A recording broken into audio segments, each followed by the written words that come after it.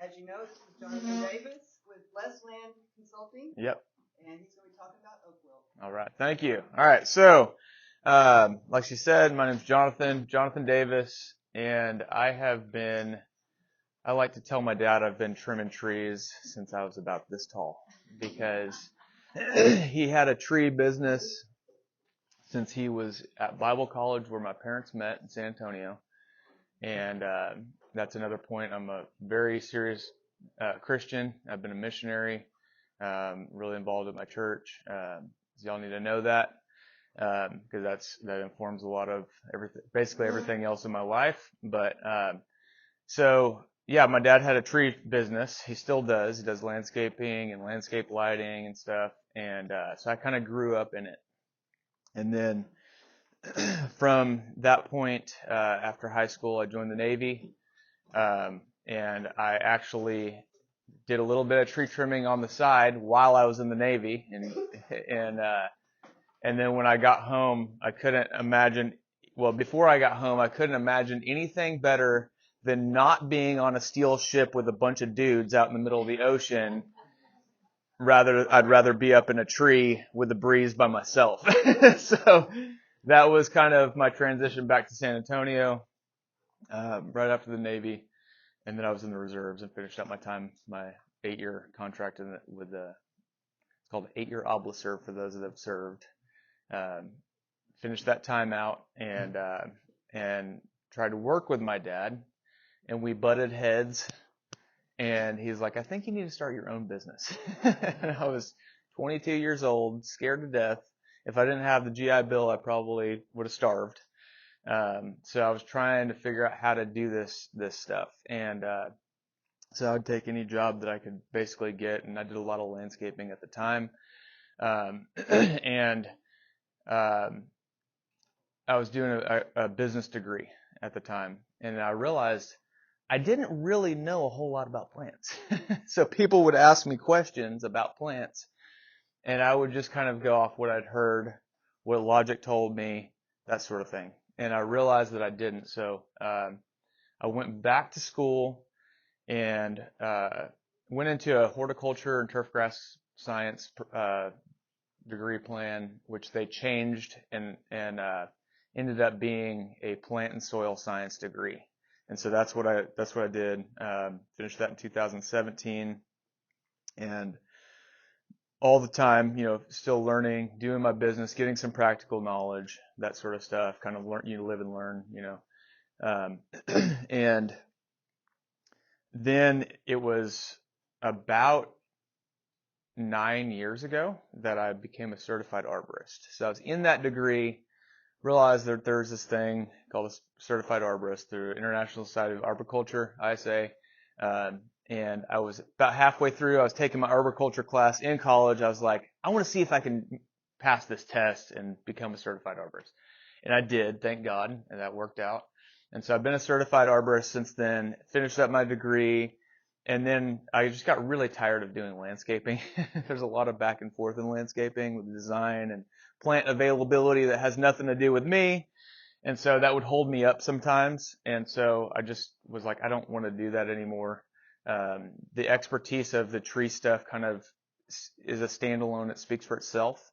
And a lot of people recognize that. And so when you do a tree job, it's kind of like, this is what I think needs to be done. Here's why. And they either agree with you or not. And then you move forward or don't. So that was kind of a nice change for me to not do the landscaping part of it anymore. But honestly, I've been doing tree work for my whole life, and I was still doing a lot of the physical part of it, and I just got kind of tired of it. And I felt like the Lord wanted me to move on from that. And so at the beginning of this year, I shut down my old tree business and I started a new business.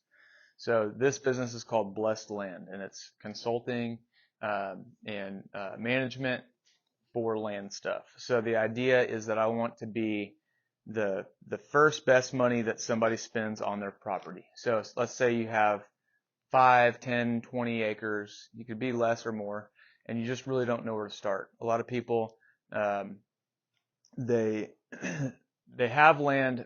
A lot of times they've never lived on land. A lot of people are moving out into the country because they want to get away from the city. They have these, kind of dreams and stuff. And so to help them figure out what to do so they don't waste time kind of learning tidbits and slowly and wishing they had actually gone a different direction from the outset, realizing later that they went a different direction, I want to help them. And that's called that's what I call land consulting. And so I want to help them get a landowner vision what to do. But some of the spin-offs of that are, well, maybe we're realizing with your landowner vision with what the land's actually compatible to do, likely. Sometimes in all of that we find, you actually have oak wilt. And so we need to do a specific consultation and specific management of that thing. And then also bees for ag exemptions, do bee removals too. I want to teach people how to do grazing, sheep and cattle and whatever, to be able, maybe you need to do ag exemption, but you actually want to improve your landscape. You actually can improve your land through grazing. So I want to help people learn how to do that besides just the continual grazing model where you fence it off and you just let everything graze the whole thing all the time. It can actually be up to like twice as productive, better for the land, regenerate the land through rotational grazing. So those are some of the things. And actually even as a certified arborist, I'm able to even do a tree valuation and be able to value property damage or property lost due to devaluation because of oak wilt. So I've actually written up a report on that recently where my neighbor had me do it, and he took that to the county, and the county gave him a reduced tax burden because of that report. So these are all different things that are under the heading of Blessed Land, that my new business, under the same LLC, but different name. And so that all leads to, the very important thing that we're talking about today, which is oak wilt. And so I've taken certified oak wilt specialist training. You have to be a certified arborist to take that. I don't have a ongoing credential. They changed it to where now it's a ongoing education thing. When I took it, it was a certification. So I wasn't super happy that they changed it on me. So I'm like, I don't think I'm going to renew that. But I did get training from my dad. By the way, my dad also became a certified arborist. And we know this guy, and his name's Kevin Belter. And you may have heard of him. He's one of the premier oak wilt experts, in my opinion, in Texas. Maybe in the United States. He's a board certified master arborist, and he did additional training for me on the job training and helped me kind of learn a little bit more kind of practical knowledge. And then I'm licensed with the Texas Department of Agriculture to be able to inject trees. So what I want to do, if you going to pardon the format, I wrote up some notes. And so that I don't miss some stuff, I kind of just want to read this as though I'm reading an article real quick.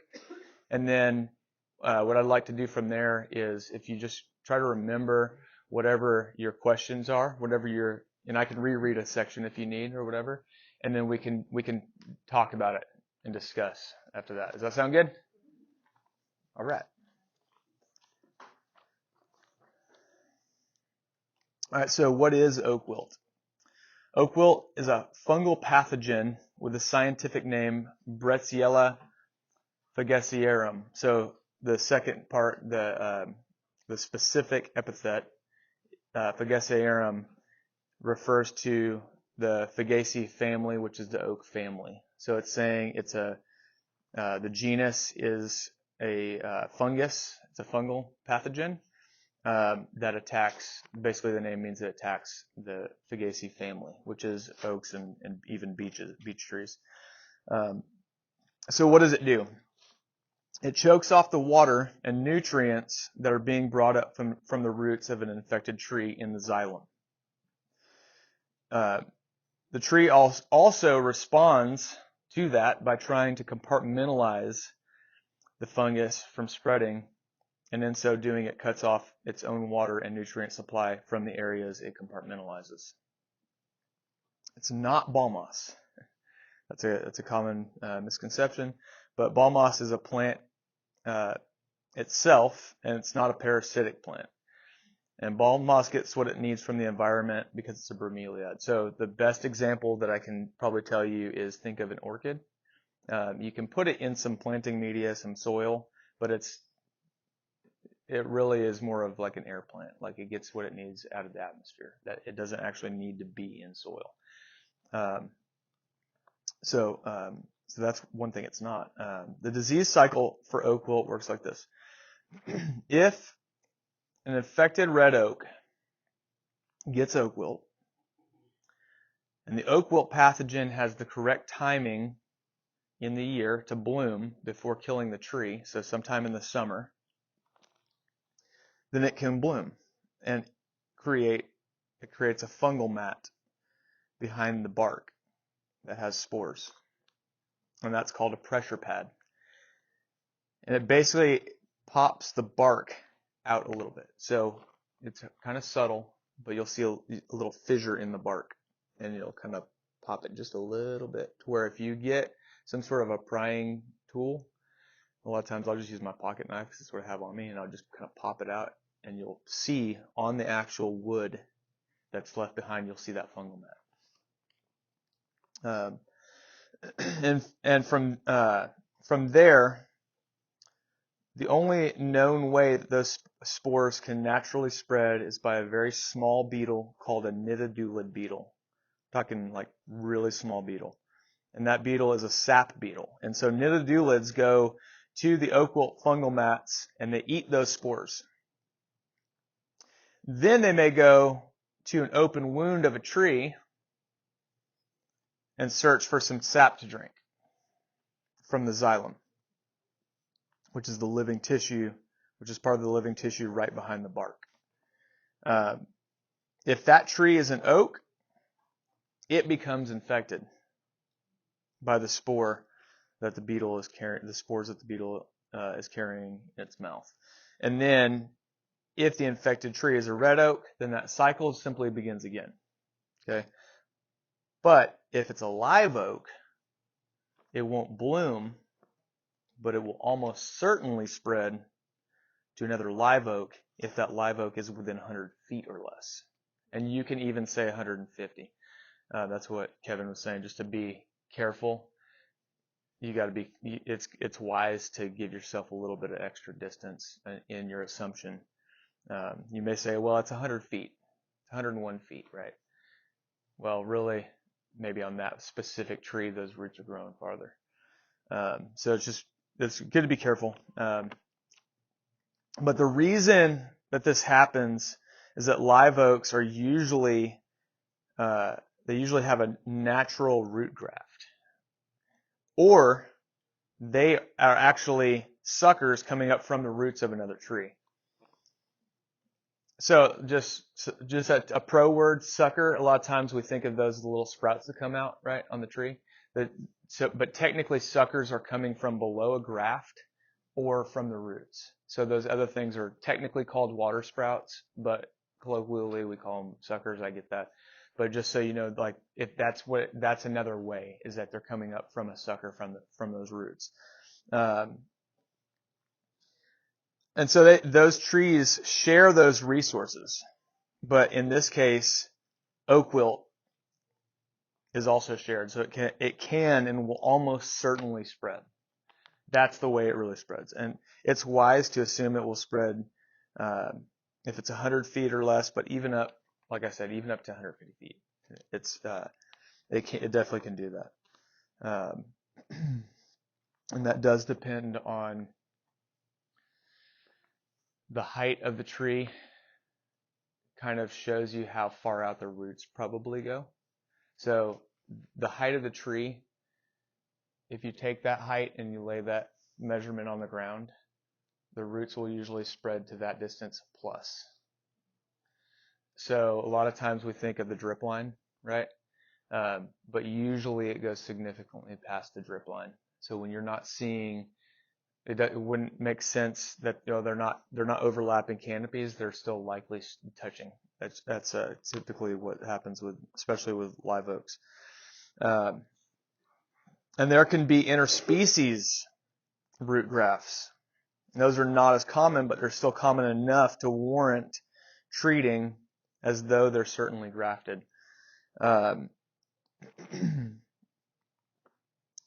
So, for example, say a post oak is near an infected live oak. Even though there's a less likelihood, there still is enough likelihood to be extremely careful with that and probably assume that they're grafted. Let's say it's like near 100% chance that a live oak is grafted with another live oak, and maybe it's say a 10 or 20% chance that a live oak is grafted with a non-live oak. But if you had 5 non-live oaks, then your odds go way up. So 10 to 20% per each of those trees. You basically have a 100% chance or close to it. With enough chances, you're going to get an infection likely. And there can be an interspecies. So here's an important point. Trees next to a tree that's symptomatic should be assumed as infected. And the reason is they are likely infected in the roots, at least, if not some of the rest of the tree, but they just haven't exhibited those symptoms yet in the leaves. So it's not really obvious. You can't tell because it's not exhibiting symptoms because the oak wilt isn't into that part of the tree yet, but it's in the tree, like in the trunk. So if these trees are not dealt with as though they have oak wilt, you'll often end up doing what I call chasing oak wilt. And it'll show up in the next and the next. If the only trees that you remove are the ones that have the symptoms, then you're just going to probably end up having tree after tree that has symptoms after you remove one. That's basically how it works. It's heartbreaking, but it's how it works. It's incredibly difficult to pull the trigger on removing a tree that looks totally healthy. It's difficult for me. It's difficult for everybody. So what can be done? There's a few fungicides on the market, and that's what we use, and they can help prevent the symptoms entirely in a best case scenario, and they can help a tree to some extent in other cases, which is probably the most common thing. But sometimes it just doesn't help at all. It's hit or miss. It's just the way it is. And there's a large range of results that can occur from injecting the trees. But I'll bless you. I can tell you I have personally witnessed trees benefit greatly from treating with one of these fungicides. I had a client that I treated some trees for, and this tree had oak wilt. It had veinal necrosis, which I can talk about later, but the leaves were falling. It was actively like getting attacked by oak wilt. We injected that tree. It dropped its leaves. I think that was in the spring. It dropped its leaves, and it didn't put leaves back on when everything else did, when all the other oaks did. And then after a delayed time, when they thought that thing was toast, it came back completely. He told me that. I talked to him. He's like, we thought it was dead, and it came back like completely. So there are results. There are good results that can happen, but sometimes it's just the reality that the results just aren't there, and it's kind of inexplicable. But I think it has a lot to do with specifically live oaks. They don't replicate exactly every time that they reproduce. So there's a ton of variation in the genes from parent to offspring, just from one tree to the next. You could have one tree that is this straight live oak, even broad canopy spread, tall, all this stuff. You have another one that has the exact same conditions, not far from that, and it can have a very different gene expressed. So sometimes you can see that in the way the tree grows. That's the gene being expressed. But then also, you don't know what how the genes are recombined in the plant when it was when the acorn dropped, right? So there's a lot of variation in there, and I think there's a lot we don't know. But I do know that there is like a pretty wide spectrum of what can happen to an oak whether it's injected or once it is injected. Like, it's just really hard to say.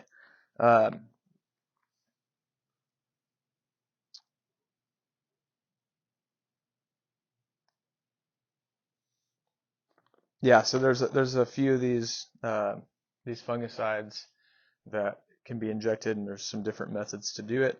I have my favorite one, but depends on who it is and what they like, and there's different kind of pros and cons to some of them.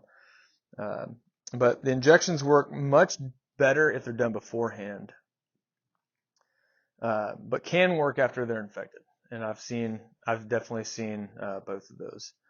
I haven't been doing this like really long time, but I've already seen kind of a smorgasbord of results from it. So what they do is they work by the tree pulling them up through photosynthesis as water is transpiring out of the leaves. So injecting fungicides does not necessarily get rid of or prevent oak wilt. That's something that's very important to know. We're not preventing oak wilt. What we're doing is we're helping the tree deal with it to the point where sometimes you can't even tell that it has oak wilt, but it can still spread through that tree. So if that tree that was injected has oak wilt and there's another tree over here, that one's likely going to get oak wilt if it's within that 100 feet, if it's grafted in those roots.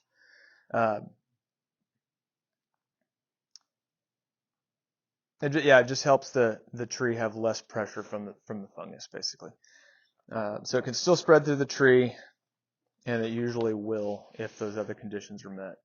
So that's why I say, like the guy that trained me, Kevin, who has a great website, by the way. What he trained me to do was to treat high value trees, right? So, and that's very subjective from person to person, right? So you could have an 8-inch diameter live oak that looks like garbage, but that tree is so important to you, right? Because it's in that certain spot where if you lose that tree, you're going to feel it, right? And other people may say, well, I have this 36-inch diameter live oak, in this place that is, in my field, and it's beautiful, and I don't care about anything besides that one tree. And some people are like, I don't care. We're going to see what happens, and we'll cut down whatever gets infected, period. And everything else in between. So it's up to you. That's very, like I said, it's very subjective what you think is high value. And, it also depends on budget. There's a lot of factors in there. But the only way to really stop oak wilt, is to not allow it into the tree in the first place. And that means that disrupting what I call the chain of interconnected roots. And so, also, in addition to that, also removing red oaks before oak wilt blooms in them. So if that red oak's infected and it's bloomed and it has that fungal mat, then if that tree sits there, that's an open bank of spores for that nidodulid beetle, those nidodulid beetles to go to, and it's got a resource, and they say that can go those beetles can go up to 3 miles away. So if that's the case, then it's wise to get rid of, these red oaks.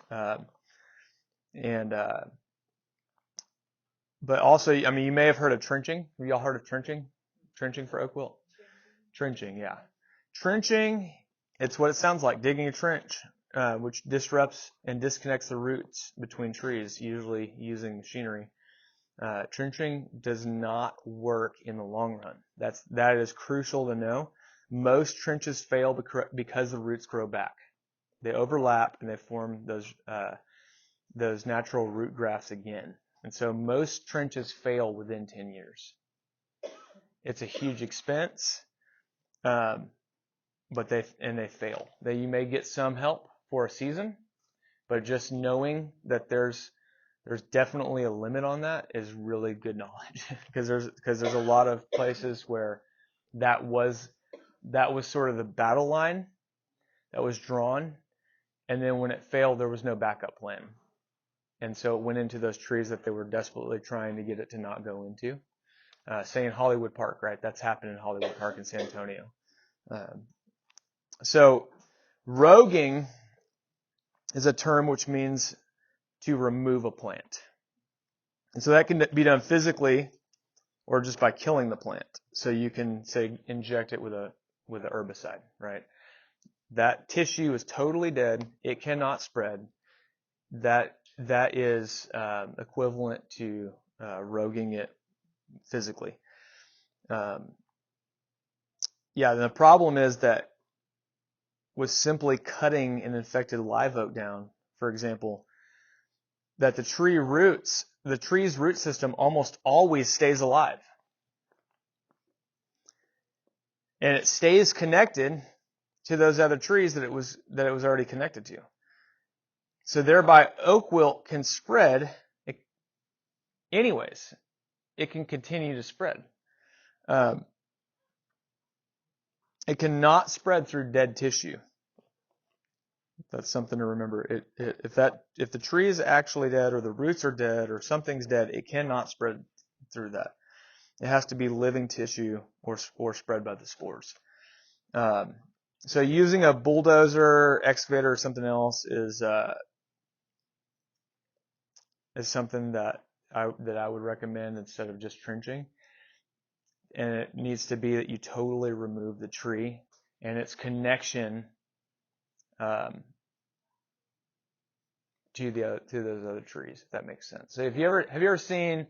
Well, I'm sure all of you have seen when a live oak is pushed over by a machine or the wind or something, right? And you see the exposed kind of root mass, and it's this like pancake of roots, right? And so I look at that kind of as a hub, like a spoke in a wheel, or a hub with spokes in a wheel. So if you remove the hub, that's one of the best ways to rogue something, because if you do it in another way, there's just too many of those connections that are still there, I guess, is kind of the way to look at it. So bulldozing, using an excavator, that sort of thing, I think is that's good practice. You can use herbicides. I'm not a fan of doing that. I like IPM, Integrated Pest Management. If y'all haven't heard of Integrated Pest Management, that's like a really awesome thing that I would really recommend y'all look into. Basically, you use management and natural techniques first, and you're only using herbicides or whatever chemical treatments that you need to, if you actually need to. And there's like a stepwise progression to help you figure out when to do what. And so that was actually a big breakthrough. So you're not just at first thing spraying and then basically building up resistance in the pest. So that's something that's really cool. If y'all hadn't heard of that. So my big takeaways, in my opinion, are inject high value trees. Like I said, that's very subjective.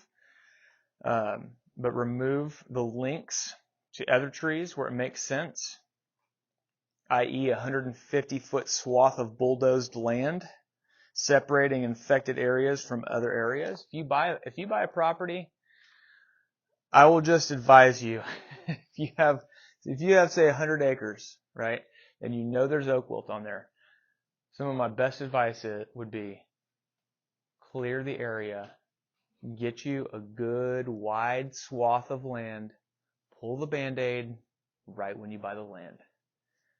Don't chase it, because it will be years of heartache when you see oak wilt continue to spread tree after tree after tree after tree. I would encourage you to clear it by roguing. Anything on this side, let's say this is the infected side, right? Anything of high value on that side that you still want to try to keep, inject those trees, but try to just prevent it from spreading at all to the other area. Then you can actually mimic what nature really was doing before before Texas was settled to the degree that it is since, say, the mid 1800s, right? Dr. Apple at A&M, he was the state plant pathologist that did my first training on this, and he was saying that oak wilt is basically nature's equilibrium. So it's essentially it's in nature's wildfire replacement. So there used to be wildfires and huge herds of grazing animals that would come through an area, say once a year, or twice, or whatever, right? And they would trample everything in those open areas, and they would keep them open. And so what happened was the oak wilt could not spread because those trees were not connected. Since then, we actually have way more trees than we used to, and so now we have this continual blanket of trees that are all mostly interconnected. So there's a silver lining in that removal and keeping that swath of area open. It's actually there's some benefit to those grasses being there. And if you really want trees, I just encourage you to plant non-oak species. They used to say that white oaks weren't really susceptible or as susceptible, but I've firsthand seen white oaks get oak wilt. It is definitely a thing, and the guy that trained me, Kevin, he has photographs and video and stuff. I think I've definitely seen the photographs on his website of white oaks that have oak wilt. So there's three groups of oaks. There's the white oaks and the red oaks. White oaks they have more of a closed kind of nature, closed tissue. And so because of that, moisture doesn't travel through them as easily. And that's one reason that they may not exhibit signs as quickly. Maybe there's a little bit more of a less symptomatic, I guess. They have a little bit less symptoms than, say, a live oak or red oak. Red oak, the wood is so open, bless you, that you can take a piece of wood. I haven't done this myself, so maybe you could try it. I've definitely heard this. You can take a piece of wood and blow into a bucket of water and blow bubbles because it's so open. And then live oak is somewhere in between that. And that's why we see a lot of mixed results from just when they get oak wilt and also from treatments. So the red oaks, if they get oak wilt, a lot of times they're dead within, say, 3 weeks. It's crazy. I mean, I saw my neighbor had one and I watched it get oak wilt. I mean, I'm looking at it from across the street, seeing it get symptomatic and totally go from 0 to 60 in I think it was about probably 3 weeks. I don't think he really cared, but also we have so much oak wilt where I'm at, over here in Pipe Creek, that it was like, I don't know that that's really going to impact anything, There's probably lots of other red oaks in that area that are doing the same thing, but it was an example for me to see firsthand how it really works. They go quick.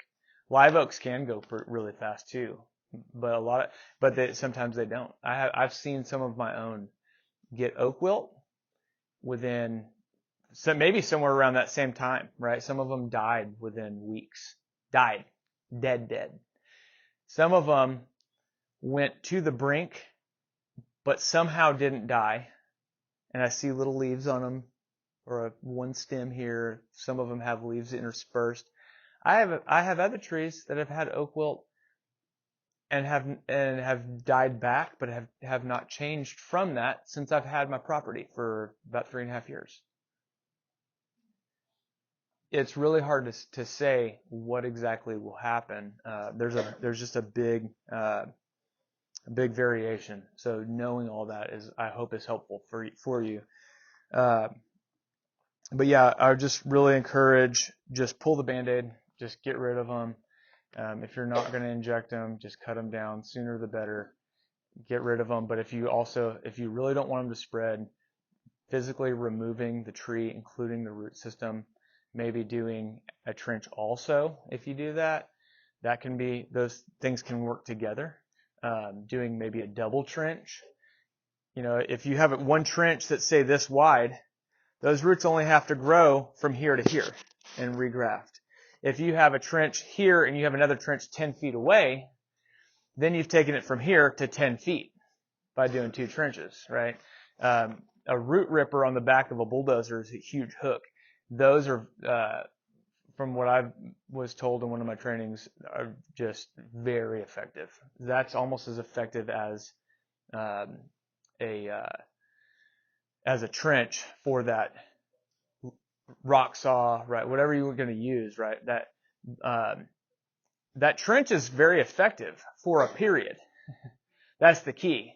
It's going to fail after that. It's almost certainly going to fail after that, right? But if you trench or root ripping is a lot less expensive probably than trenching, because you're just dragging a thing across the ground and dragging that top foot of soil and just breaking roots. But if you root rip and rogue inside of that, or trench it and rogue inside the trench, you're really giving yourself a good chance of stopping it from spreading. That's what it boils down to. And sometimes people want to chase oak wilt because the alternative is removing the trees that are just too hard for us to remove, like emotionally. I mean, it's hard. It's just the reality. Or just whatever the other reasons are. If the monetary cost is just too high, it's just not in the budget, or maybe it's in the budget, but it's just not reasonable, even if it is. You may have hundreds of trees, and treating all of them just might actually not make sense for lots of reasons, and that's a very personal thing. But let me give you an example of what I do or kind of how other people charge also, but. So if you have if you have a 2-foot diameter tree, so that's 24 inches, and you measure that, it's called DBH, diameter breast height. And so you measure the diameter of a tree is at 4.5 feet off the ground.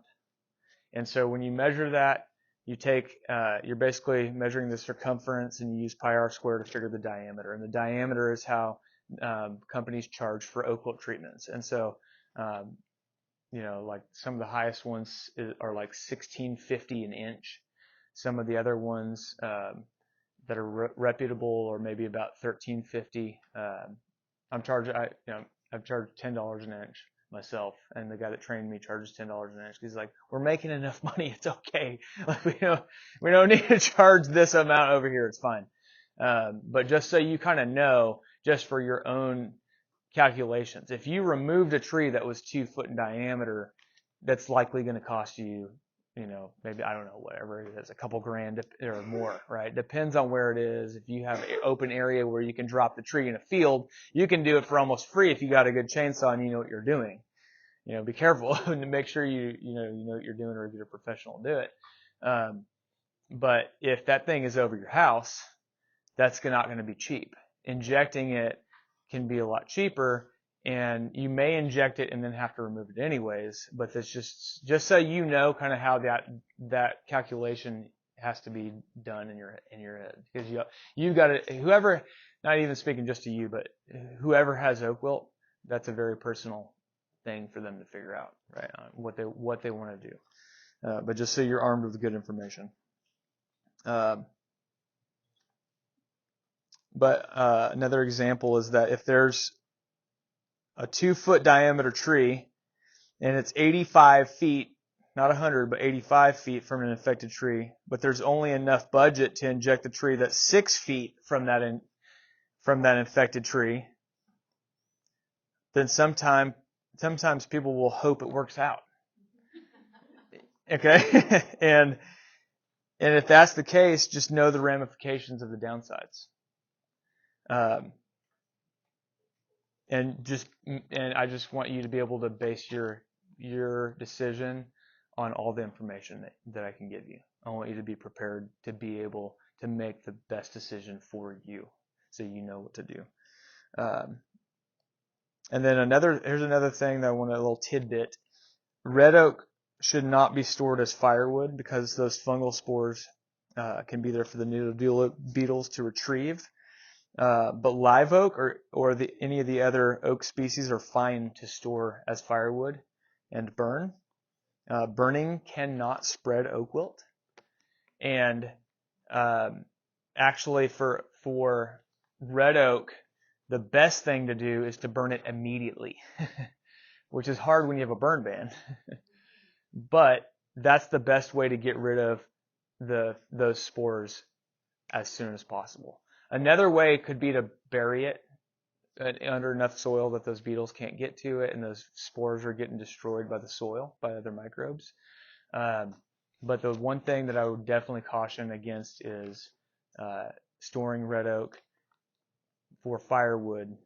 I do it, but I cut down a tree that I knew didn't have oak wilt, a red oak.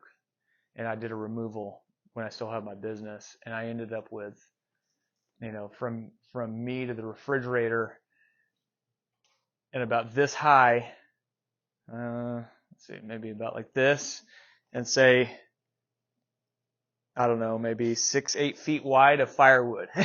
I didn't throw it away because it didn't have oak wilt. I'm not worried about it. But if you don't know if the thing has oak wilt, be very careful. I would just err on the side of not storing it at all if you're not sure. But the live oak, there's so much of it. I think it's a resource. I don't think it needs to be. People will just kind of make a blanket statement and say, don't store oak or, infected oak, right? You don't want to transport infected red oak somewhere else. Because I think that's probably one of the biggest ways that oak wilt is actually spread. Because if you look where it's spread and where it's the densest, it's in human populated areas first, and then it spreads from there. So if you look at like the oak wilt maps and stuff like that, it's like hot spots wherever there's people. And then it spreads logarithmically. That's the hard part. And so that leading edge is always getting bigger. So it's this curve of the infection, the amount of infected trees is continually going up until it's like so saturated in an area that it can't get it. But that leading edge is spreading into those other areas. And so just don't be the one responsible for the oak wilt spreading. Another thing is you want to spray the cuts on an oak tree. Other trees don't need to be sprayed. That's my stance. It's one of those things where there's like a controversy. There's certain items in the world where there's just a never-ending controversy, and there's two camps, and no one is going to budge, and they're entrenched like World War I. It's like intense, right? And that's one of those things. You should spray every cut. You don't need to spray any cut, right? And so what's difficult is that, and I haven't read all this research, but from what I've gathered from like my professors in college is that the argument is pretty even. Maybe it's leaning a little bit scientific research wise that you don't need to spray cuts, but in oaks with oak wilt, you absolutely need to. Absolutely need to, because what happens is that beetle will go to that open wound, whether it's man-made or naturally made. Even when they say it can't spread, remember the snowpocalypse that we had, right, 2 years ago, or whatever that was, 2.5 years ago now? I saw the increase of oak wilt symptoms dramatically increase in new areas when they said it could not spread in wintertime. That's not true. Kevin on his website has shown beetles on a red oak stump in snow in I think Michigan. where those beetles are feeding on a stump of a red oak that's still alive. Sometimes the stumps will stay alive. Those beetles are finding that behind the bark on this little stump in the snow. Somebody else demonstrated that if you spray they sprayed a garage door with like a starch solution, and Nithodulids beetles came to it. This stuff can spread all the time. And so when we had the snowpocalypse thing where there was a lot of breaks in tree branches from ice and snow, right? That was a field day for those beetles.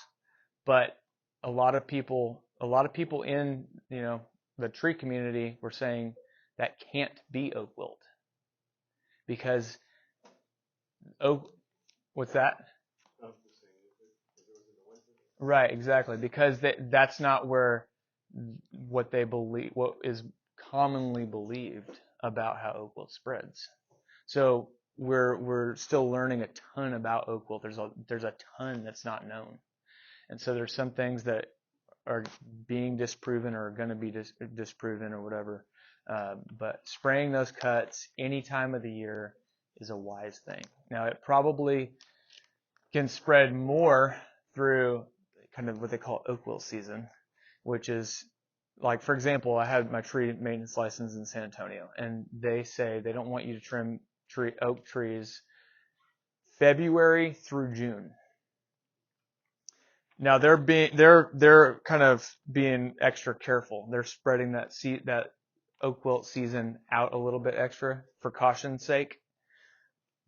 But common held convention is that, somewhere in there, maybe a little bit kind of less of a window is when it spreads, but it spreads year round.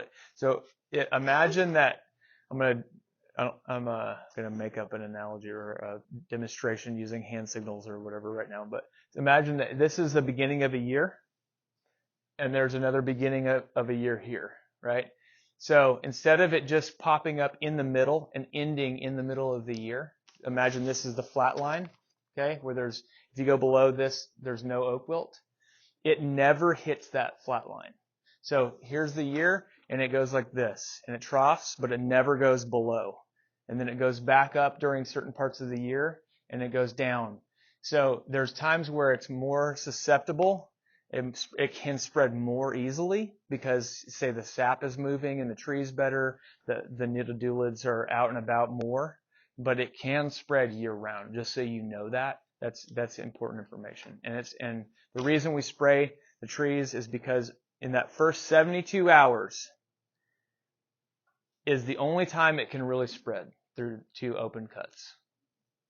And really, it's probably usually less than that because the tree is already healing up that wound. It's already getting too hot or whatever. And it is not going to spread into that tissue. That Nithodulid beetle could be there all day long with those spores on its mouth, and it will not spread after that time period. So it's really to cover it for that first 72 hours is the only reason we spray it. And it's the part behind the bark. But we don't spray just behind the bark on that open cut because it would look stupid. It'd just be this like black donut. So we just spray the whole thing and call it good. That's the reason we do it. So just so you know that. I mean, Dr. Apple was saying you could spray anything on it. Like, it doesn't matter what you put on it. Oak wilt is a very poor competitor in the atmosphere, in the environment, right? If there's any other fungus that gets to that substrate first, it ruins it for oak wilt. The only reason it can get there and be viable is because it's in the mouth of that beetle where it's got that moisture and it's in a good environment for it to stay alive. It can't spread through the air. At least there's no evidence that is the case. So pretty much anything you do that substrate, but the industry standard is flat black spray paint. You just hit it real quick, and you don't have to worry about that. It's wise to do it quickly. So, all right. So I have said a ton of stuff. Ready for Q&A? Yeah, let's do some Q&A. Y'all got questions? Yeah. Yes, sir. See, I've got a stand of live oaks that are 30 trees around. Right. And then the Mm-hmm. And it was probably killed by a beetle. By a beetle from oak wilt? If you just saw that happen, it was healthy, and then in 1 year you see that, then maybe. If it happened and remember, it's not the beetle that killed it, it's the oak wilt, the fungus, right? But if you're 3 years on and that thing has not spread, that was likely not oak wilt. Right. It'll almost certainly not be oak wilt. Now I will tell you this. I have seen weird stuff, right? Where, and it's actually logical, but it's not the norm. It's kind of a one-off. I've seen oak wilt go hit a tree so hard that it kills it so fast that it did not have time to spread. That's a thing, right? That could have happened, but the likelihood that happened is really low. So there's an off chance that could happen, but usually if that's the case, there's something else that did it. But it shouldn't have come through the roots because all the other trees. It almost could not have. Yeah. And here's another thing. 90+% of all roots are in the top 12 inches of soil.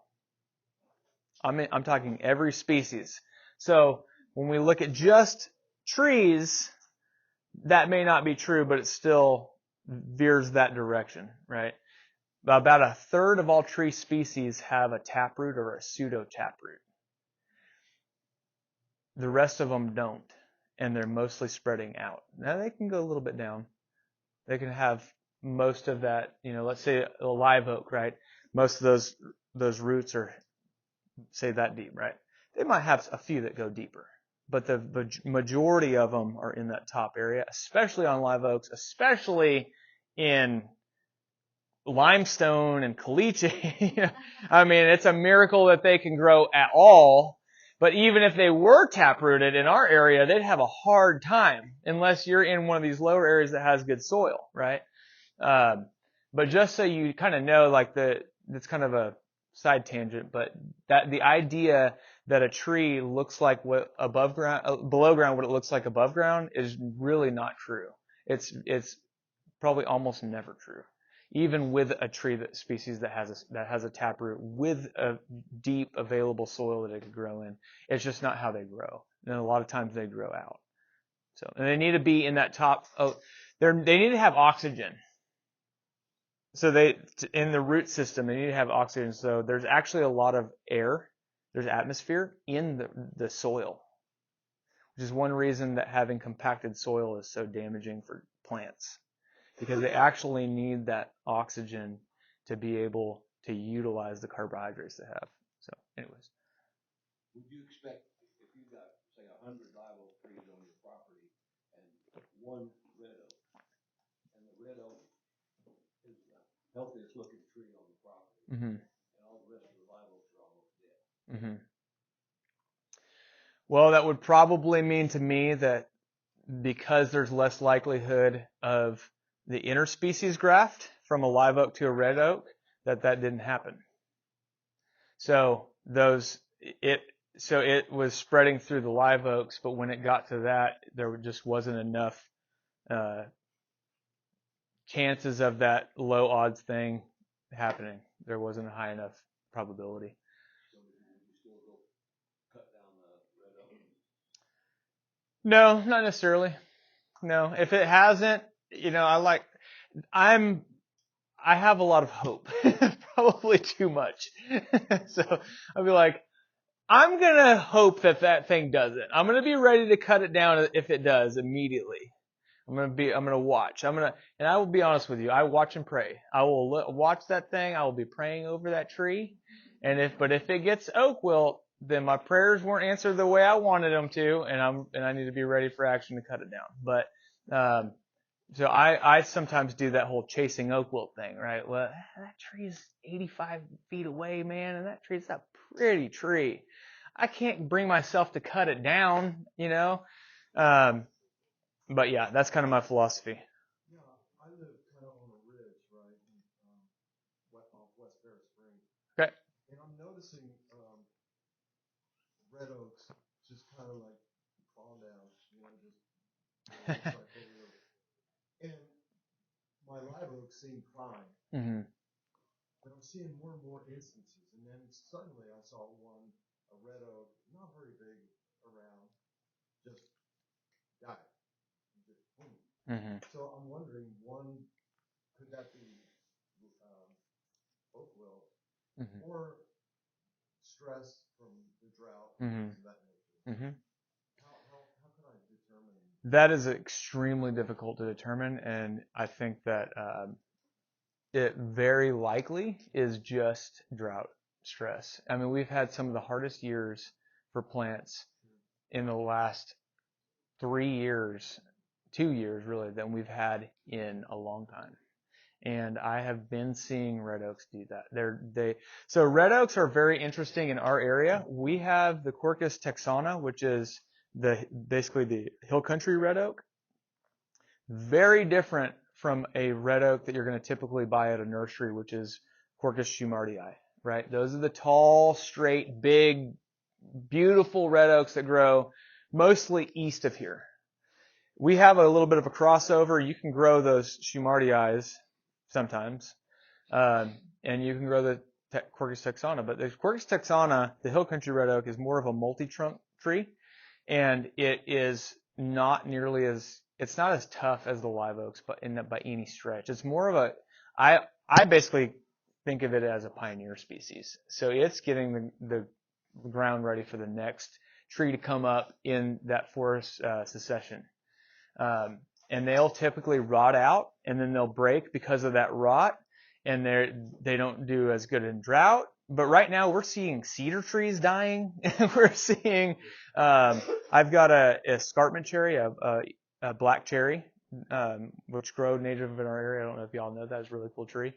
I have one that's doing fine. Well, I have one that died down to the ground and is coming back from the base. So I think a lot of what we're seeing is just simply those extremes of drought, and compact that with the cold snowpocalypse thing and all that. 2 years of drought, it's just too much for a lot of them.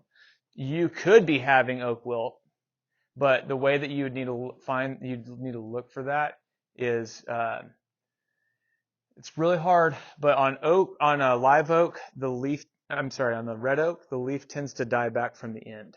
It'll kind of what they call bronzing out. It'll start dying back usually from the end back. Sometimes they'll do that for other reasons though. A live oak will do something called veinal necrosis. If you're going to look anything up, I would encourage you to look up veinal necrosis. If you can't spell it right like me, then the search engine will probably tell you the right way to spell it. But a live oak will have veinal necrosis usually, not always. But usually at some point you'll see veinal necrosis. After a couple years it won't have it anymore usually. But when it first is getting it, that's what you look for. It's dying from the veins out because the water is cut off. That's why. Right? But on a red oak, if you can see that bronzing of the leaf, but also look for oak wilt in the area, and look for everything, right? But that at some point you'll probably see those pressure pads and those cracks in the bark. And if you pry that open and you see this little kind of like football shaped black area in there, there's different stages of what it looks like. But if you see that, that's likely an oak wilt infection. And then just cut it down. That's not really worth treating those. Yeah. Sorry. One more follow on. Sorry. Yeah. We live on the ridge, and as I look across other hillsides, I'm seeing spots of death. Yeah, it's most of what you're seeing, I think, is the heat, because I'm seeing it all over the place. Yeah. Yeah. Yeah. My question was, I have a whole bunch of it Okay. related to this. Okay. It would help to water your oaks. Right? Absolutely. Okay. For the red oaks, because that's not a live oak issue, or it's not an oak wilt issue. Right. What he's seeing, And the dead tree, the other. what you're seeing, yeah, that with a one-off tree, that is a totally separate health issue for the tree, and that's likely it could be. Right. It could be a water thing. But I wanted to ask you, what was Kevin's website? You said something. Arborcareandconsulting.com, I believe. If someone can look that up real quick and verify. It is? Okay. In fact, you just Google his name, go right. Yeah. straight to the Arbor website. Care and Consulting. That's what I said. I do. I have my own. I'll get to that. Yeah. Thank you. Yeah. My question was about drought and how it affects oak wilt. Okay. Does it? Good question. Not necessarily, not anything to speak of, I guess. But it does affect the spread, I think, by delaying it. So what happened, when was that? Trying to think if that was last year. I think that was last year. I was treating some oaks on my friend's property, and the oak wilt wasn't spreading. And then later on in the year, usually oak wilt will spread mostly in the spring, in the live oaks, because that's when they're having that demand for everything for growing purposes. So it's pulling all its resources. They're sharing resources. Everything's moving, right? So that when it's a live oak, it's usually going to spread in the spring through the roots. However, because we had such a drought, it didn't happen so much. Then when we got some rain later in the year, I saw oak wilt spreading. So it was largely related to those conditions that are normally met in the spring were not being met. They were met later in the year. So that would be how, not any other thing I've seen. Mm-hmm. And on that note, if our trees and everything is stressed because of the cold or the drought, are they more susceptible to anything that's going to mess with them? I mean, they're already just Right. give me one more clunk on the head. That is true. Yes, that's generally how it works. But with oak wilt's a standalone issue. Whether it was damaged or not, if that fungus gets into the tree, it's its own factor. It's like if you were healthy and you had a cold and you blah blah blah then all this stuff happened to your health, right? Versus somebody who stayed with really good health and you both got Ebola. Right? There's no telling what's going to happen. You can't say necessarily that the person who was healthy is going to make it. Right? So the disease in and of itself is that serious, right? That's really how you should look at it, is a standalone thing. You having healthy trees is not going to stop it. Who knows, maybe there's some way that it helps it a little bit sometimes. But the main thing is if those distances are not that, or if it gets into an open wound, that's really all it is. So, yeah, it doesn't. I don't think it really matters so much. Yeah. Yeah. When you were saying, like pulling out, taking the tree out, using bulldozer or whatever. Mm-hmm. Yeah, that's expensive. Yeah. So I have hundreds that are dead, and so we've been just cutting them down Sure. as far as we can and burning the stumps. And they burn sometimes more than a week underneath, where I think it's burning out the roots. If you can do that somehow, Now this is back when it was raining. yeah. Right. Yeah.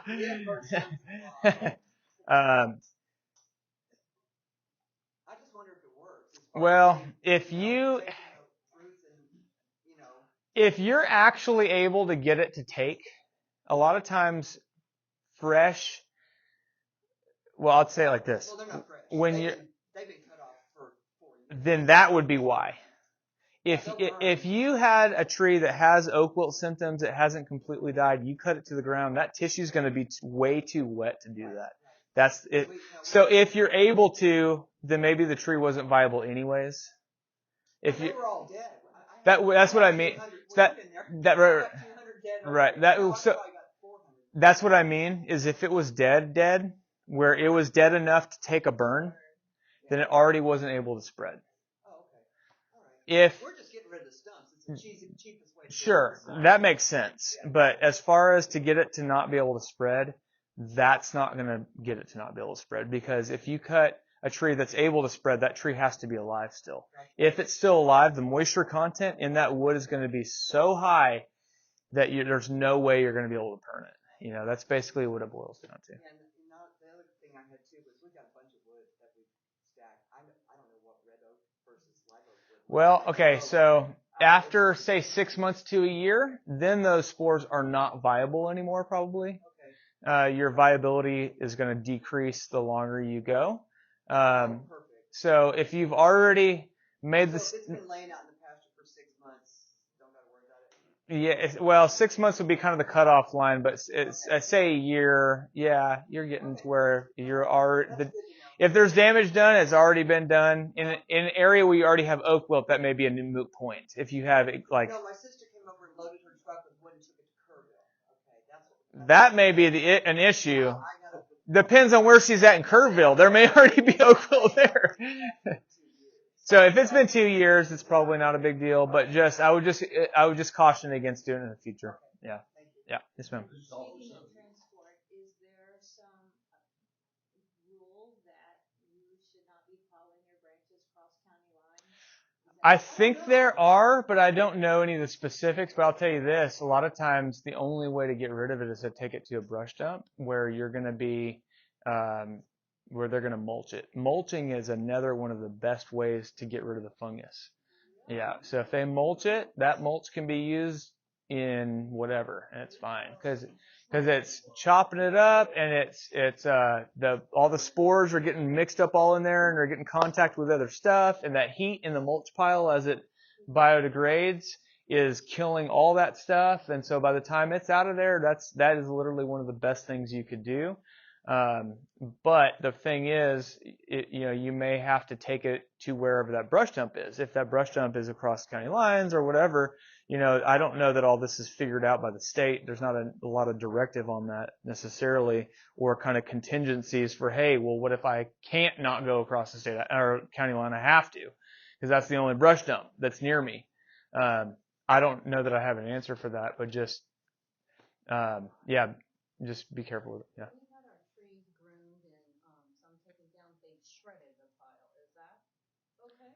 Yeah, that's the same thing as mulching. That would even be. That is totally fine. Yeah, especially if they do it into a pile. That pile is going to hold way more of that heat. It's going to cause it to heat up more. Yeah. I'm going to let her go, and then I'll get to yours. Go ahead. Yeah. Okay, go ahead. You're using the word grafted. Mm-hmm. Are you talking about roots touching each other? Yep, it's called a natural root graft. Yep, I've seen it. You can look up pictures online. They will cross each other, and then probably because the soil is acting as an abrasive substance, it's breaking down anything preventing them from touching viable tissue to viable tissue, and they will grow together.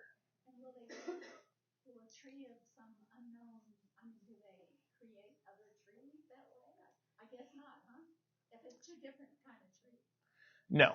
Tree grafting means, tomato plant. Yeah, but that's a whole different thing, but that's still two different, you have genes from the scion, which is the top part, and the rootstock, which is the bottom part. Those are still different genes. It needs to cross in the seed. Yeah. Tell me there's some hope that the state is trying to find a way to kill these people. Is A&M working on a little molecule No. I don't think that that's going to be the answer. I'm just going to be honest with you. I don't think that the beetle is the... There are tons of studies, but there's not money for it in the same way that there's money for, say, cash crops like corn growing in a field. My friend who's the urban forester for the whole region, Mark Cruzy for Texas A&M Forest Service, he's doing research on oak wilt right now for his degree or his master's or whatever. There's just not as much money for research for oak wilt. The public outcry has to be enough to reach a threshold where it makes them care, or they will not. highly suggest that you do that and do it from the garden club. And if you have any other organizations that you can do it from, do that. Mhm. Mhm. Yes, ma'am. What do you suggest as another alternative shade tree? We grew a type of ash tree, which I know is a bad word, but we went and the guy said this is not the same. I think he said it was Arizona or something. Yeah. It got killed by snow. Yeah, so those Arizona ash trees aren't awesome. They were planted like crazy in the 80s and 90s by like Ray Ellison in San Antonio and stuff. They have a 30-year lifespan, give or take. I've seen them be 50-ish years. They're not awesome, but they're a quick shade tree. One of my favorites is Arizona cypress. It's a Christmas tree looking tree. You can get Afghan pine. So both of those are conifers.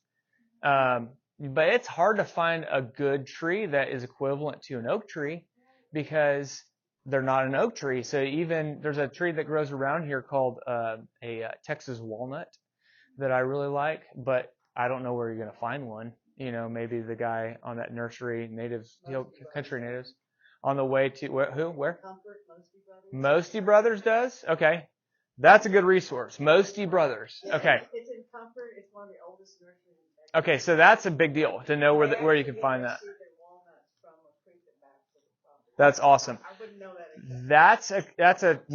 That's a non-oak species, but a lot of the other stuff, like a Mexican sycamore, those are not real strong. I don't like cedar elms because they drop limbs. I would not plant one of those near my house. I'm just telling you, I wouldn't. I hate hackberries with like the heat of 1,000 suns.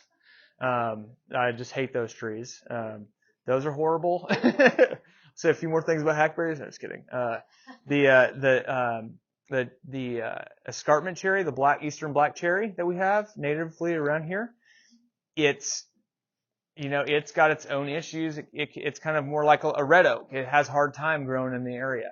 I mean, I'll even take a nice cedar tree sometimes, like a mountain cedar, and train it up to be a tree. I mean, sometimes that's what we have, and so it's maybe some of it is looking at stuff that we've normally looked at negatively in a different light. Yes, ma'am. Good information. Thanks. But also, we're new to the area in San Antonio. I have 14 oak trees. Okay. They're all beautiful. And Mm-hmm. not a problem like this. We moved here almost 2 years ago, and we're learning this. That's why I'm here. Yeah. One of my neighbors told me you'd be here, but you were saying that one sign of oak wilt is when the leaves start falling prematurely, or what? Yes. Like in I know they fall in different times, but when they start drying up, I guess. Right? Yeah. It's really hard because you have to train your eye, and even I can be staring at a oak sometimes and be like, I think that tree has oak wilt. But it's really hard for me to be sure. I don't know what kind of oaks we had in San Antonio. Probably live oaks. There were tall, narrow oak trees. Oh, that might have been red oaks. They were like 40 feet high. Narrow. Anyway, and we know they drop the leaves at a certain time. Right. We have to rake them, right? The live oaks tend to drop their leaves in what, like April? Something like that, right?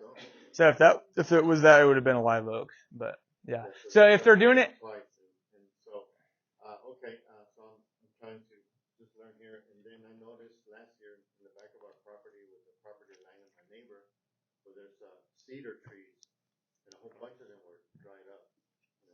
Yeah. And I cut the dry ones. I was like cleaning in that area, that cedar, Mm-hmm. and check it once in a while, and they keep drying back in that area. But they're cedar trees, and I know we've been through a drought last year and this year, and but the cedar, maybe it's a drought for the cedar, or bugs Yep. too. No, it's not oak wilt. Remember, it's not the bug. It's what the bug's carrying. It's the fungus, but it's not the bug on that. Almost certainly, it's the drought. They like, and I see you. Both of y'all. Yeah. We're going to have to save some time for the actual short meeting. Okay. So maybe if you can give everybody your contact. Okay. Can I take one more question? Okay. So to finish what you said, that is almost certainly drought. If you see weird stuff, without going into great detail, call an arborist that is well versed in oak wilt. Sounds good. I'm running out of time, but I bought the property and I saw a lot of dead trees. Yeah. And I knew there was some kind of problem. Yep. And then just recently, 5 trees that are together. Last year we saw and trimmed them up a little bit, sprayed them, give them another chance, but then all of a sudden, a month ago, they just dried. Yep. Yeah, that could be oak wilt, but yeah, we could talk about it. Yeah. When you talk about injection, does that last a long time? Is that a series of stuff? Yes, sir. Or you have to do all that? That's a really good question. The best advice is to inject them 2 years in a row. You want to try to inject them 6 months before you think that they could get oak wilt. That is very, very tricky because sometimes oak wilt spreads in an off time of the year, and if you wait too long, you may miss your window and it already gets oak wilt. But if you do it too early, it's not as effective. This is very tricky because the products, the fungicides that are used, I think, of the 2 out of the 3, I think there's 3 that exist. Out of the 2 of the 3, I know that they say wait 1 year. So as per the instructions that I am really supposed to follow via the EPA and all the rules and blah, blah, blah, I'm not supposed to inject it with that same fungicide within a year. So timing is super hard, but you want to inject. If we think it's the highest likelihood of it spreading is in the spring, say March, April, we want to try to inject 6 months before that. It's like I was saying, you can eyeball your tree, and if it looks like it's 10 inches in diameter, straight line through it at 4.5 feet off the ground, for me, I charge $10 a diameter inch. So that'd be $100. At most other companies that's going to be $135 or $165 or whatever. As a lot of times it's cheaper than removing the tree. It's good to do it 2 years in a row. It can last, yeah, let's say that it's going to be less effective as time goes on, but there's going to be some chemical in the tree, right? So let's say you inject it twice and, you may not have to inject it for a few years. It's hard to say exactly, maybe wait 3 years or something like that. I'm sorry. I think, what were you saying? Yes. That's what you were asking me to share anyway. So that's not a question besides what she was already asking. So my phone number is 210-412-5499. My website is called theblessedland.com. Yep. Yes, sir. Theblessedland.com. I could have spelt it the country way and blessed with a T. Blessedland.com. And then I'm also on Nextdoor. Okay, good. So, is that good? We're good? All right. Thank y'all. Thanks for the time.